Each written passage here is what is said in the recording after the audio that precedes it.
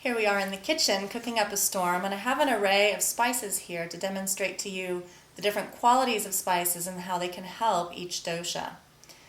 Spices are available in bulk in most of your health food stores or health food markets, and if you can't find some of these there, try to visit your Indian or Asian store that you might have locally. So each spice will have qualities of vata, kapha, or pitta reduction. They will help to reduce the aggravation of each of those doshas. So that means that they're either more heating or more cooling. So starting with, let's take cumin for example, which is an element of most Indian cooking. It's very common and it's a great digestive. Cumin though has a bit of a heating quality, so too much of it for a pitta individual will be aggravating. So it depends on what it's mixed with, but cumin is great for vata and kapha doshas. Turmeric. You notice the yellow color, and the colors to avoid when you're pitta are red and orange and yellow because they aggravate. Turmeric is meant to be anti-inflammatory, however, so paired with other more cooling things, such as aloe gel, turmeric becomes useful for the pitta individual. Again, it's great for kapha and vata. Now turmeric has wonderful immune enhancing qualities, so it's great to add to as many meals as you can if it's right for your dosha. But just don't overdo it if you're pitta. Here we have cardamom. You may not know cardamom in the pod, in the green pod.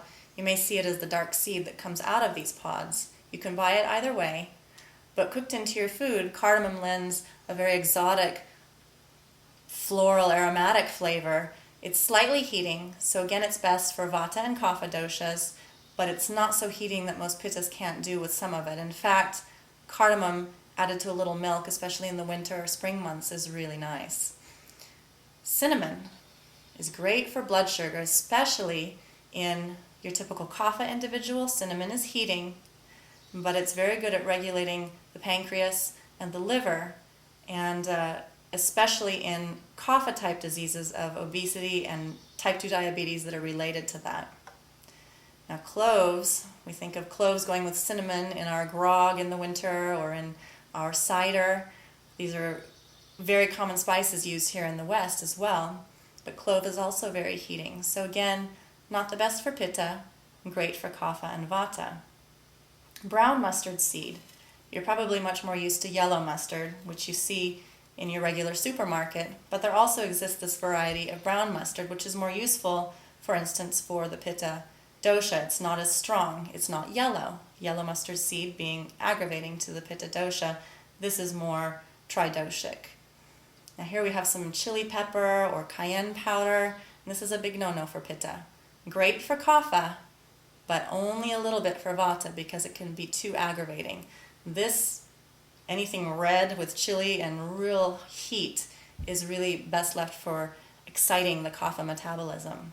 And we come to fennel, which is the most important digestive spice in Ayurvedic medicine. It's good for all three doshas. It has numerous qualities, from helping with kidney function, helping with lactation in nursing mothers. It improves digestion tremendously. Every time you eat at an Indian restaurant, you'll find fennel with rock salt as you leave to help with the digestion after the meal.